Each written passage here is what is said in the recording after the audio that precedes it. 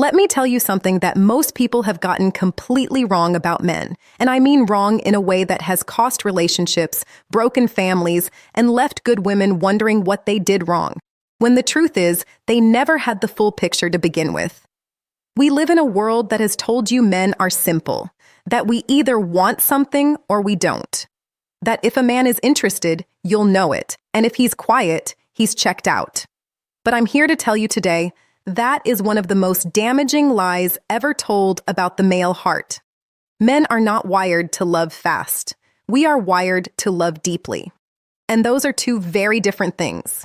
See, a woman can meet a man on a Tuesday, and by Friday, she already knows how she feels. She's been processing. She's been talking to her girlfriends. She's already imagined the future. That's not a flaw. That is a gift. Women feel first and think second when it comes to love. But a man thinks first. He observes, he watches, he measures, not because he doesn't care, but because everything in him has been built to be certain before he commits. Think about it this way. When a man builds something, whether it's a business, a plan, or a life, he doesn't pour the foundation on emotion alone. He surveys the ground first. He checks if it's solid. And love, for a man, works exactly the same way. What you see on the outside as distance or slowness is actually something profound happening on the inside. His mind is doing what his heart isn't ready to announce yet. And this is where the misunderstanding begins. A woman feels the connection early and naturally expects the man to be in the same place she is emotionally. When he's not, when he seems measured, when he doesn't say the words yet, when he holds back, she reads that as a sign that something is wrong. She starts to pull away. She starts to protect herself. And the man who was never indifferent, who was simply processing, suddenly finds himself losing something he didn't even know he was about to deeply love. This isn't an excuse for men who are truly emotionally unavailable. There is a difference between a man who is slow to love and a man who never intends to. But far too many relationships have ended at the wrong moment, right before a man crossed the threshold into something real and irreversible. Because here is what nobody tells you. A man's love, when it finally arrives, doesn't just visit. It moves in. Now everybody thinks they understand how love works. We've all heard the stages. Attraction comes first. That initial pull, that spark when you see someone across the room and something in you says, pay attention. Then comes connection, the conversations that go too long, the laughs that feel too easy, the moments where you catch yourself thinking about someone when you have absolutely no reason to. And then commitment, the decision, the declaration, the point where two people agree to build something together. We know those stages. They've been talked about, written about, made into movies and songs and relationship advice columns. But here's what nobody is talking about. Here's what gets skipped over every single time the conversation about men and love comes up.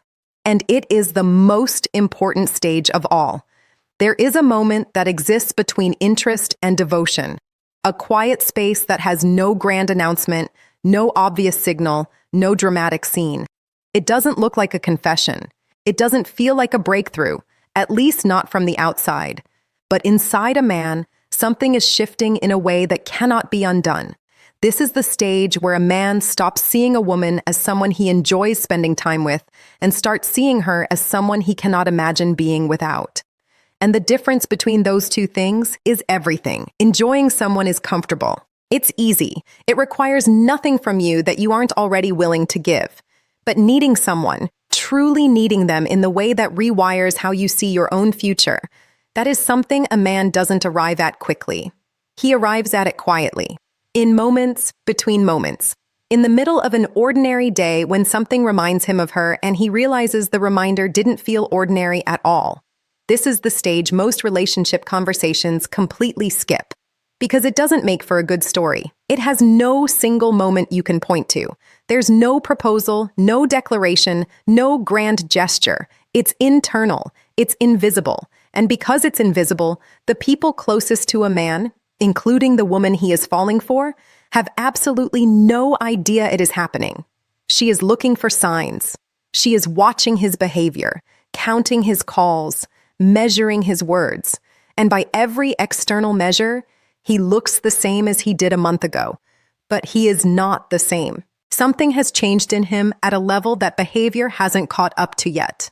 The feeling is ahead of the expression, and in that gap, in that space between what he feels and what he's shown, misunderstandings are born, patience runs out, and women walk away from men who were closer to love than they ever appeared. Because the most dangerous stage of a man's love is the one that looks like nothing is happening at all. So now we've arrived at the stage that nobody talks about. The stage that sits quietly in the middle of everything, invisible to the woman experiencing it, and often invisible to the man himself until much later.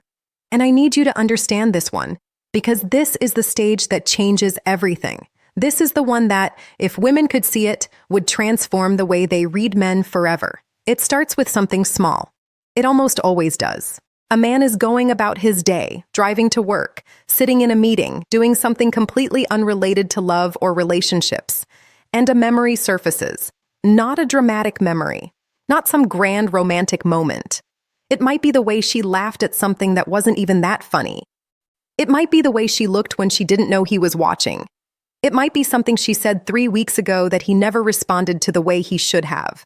Small things, quiet things, the kind of things that don't seem significant in the moment they happen, but he's replaying them, and that is everything.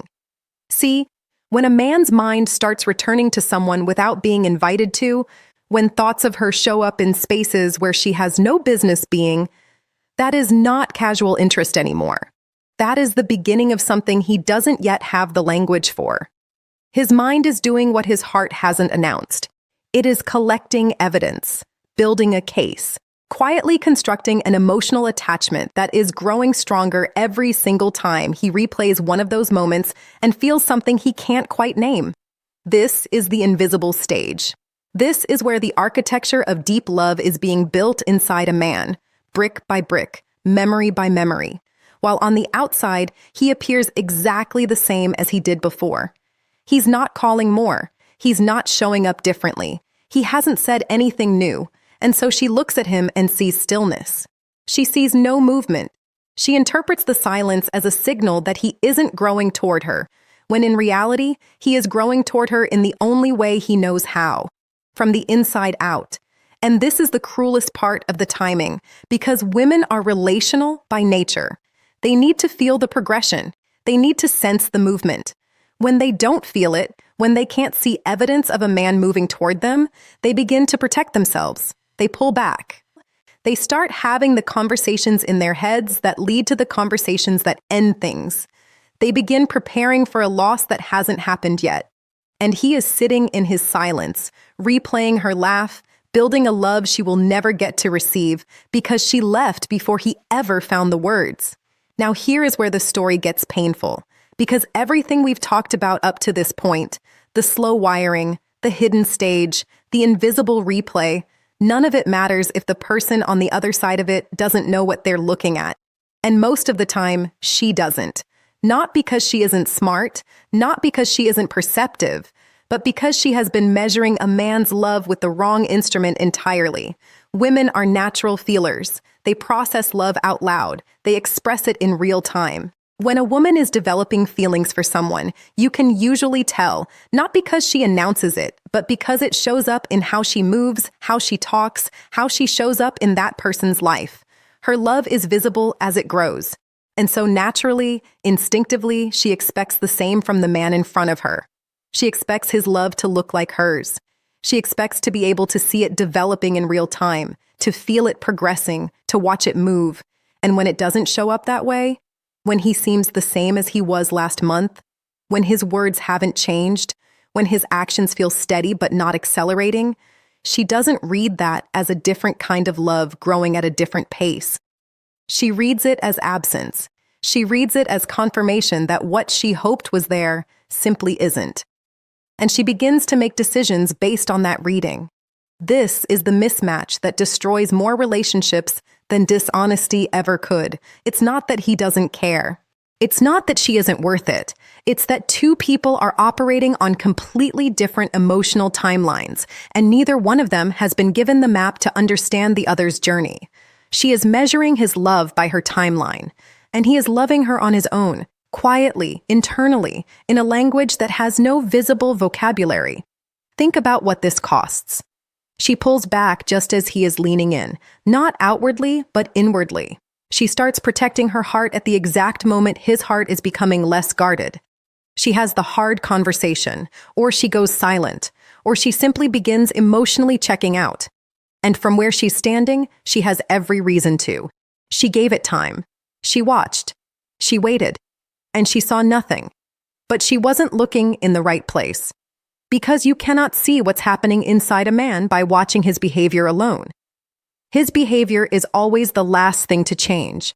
The feeling comes first, the internal shift comes second, and the visible expression of that love, the words, the actions, the pursuit, that comes last, always last.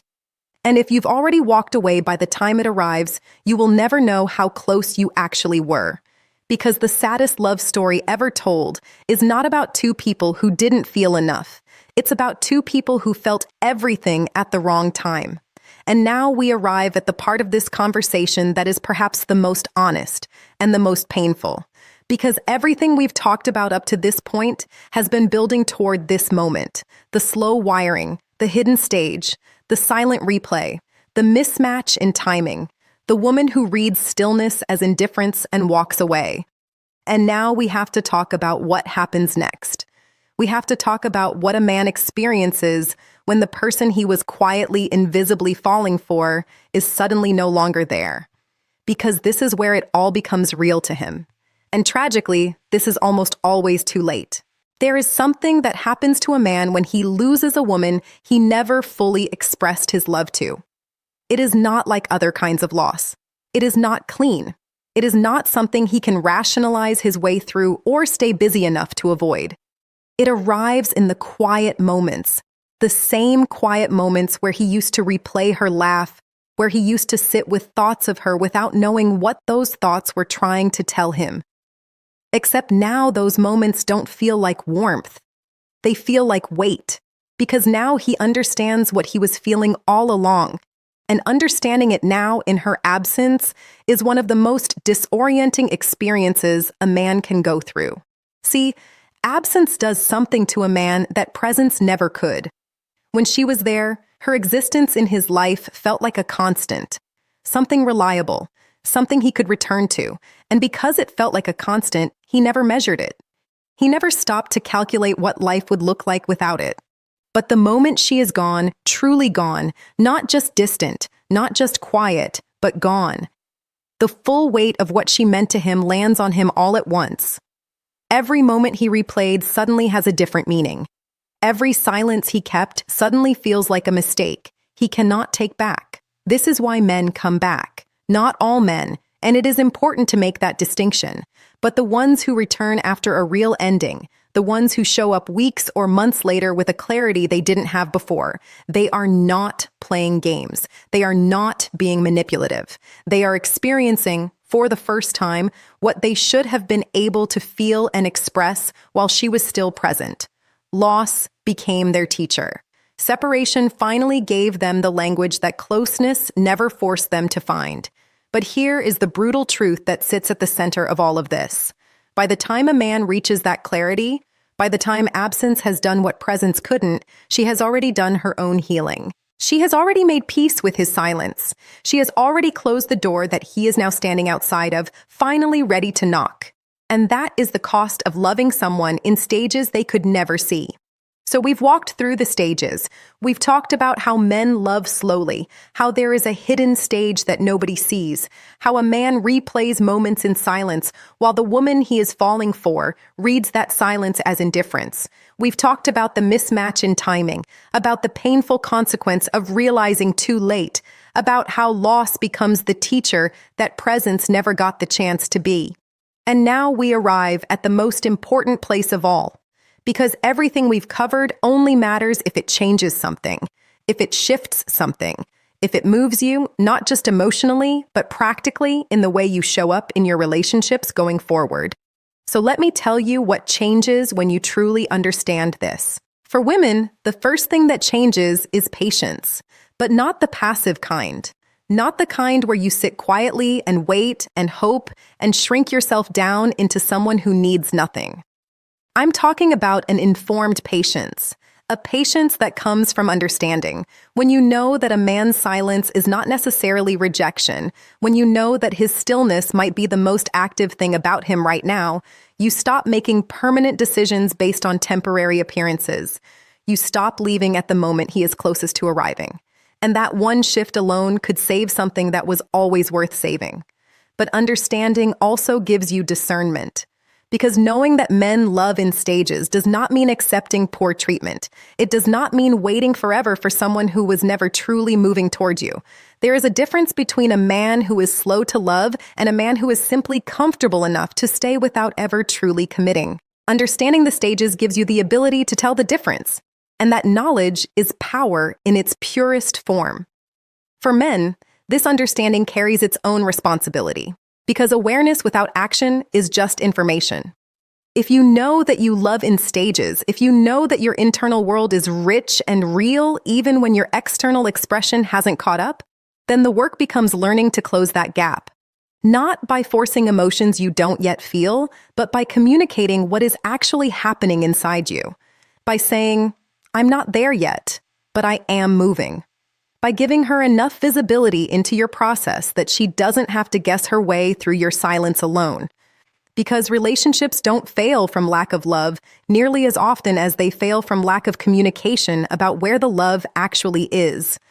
Two people can be deeply invested in each other and still lose everything simply because neither one knew what the other was experiencing on the inside. When both people understand this, when women stop measuring men by their own emotional timeline, and when men stop expecting women to wait for a love they can't see, everything shifts.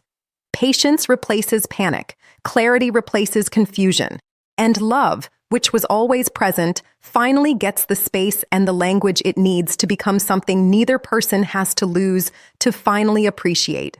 Because the greatest relationship you will ever build is not the one that never had silence. It is the one where both people finally learned what the silence meant.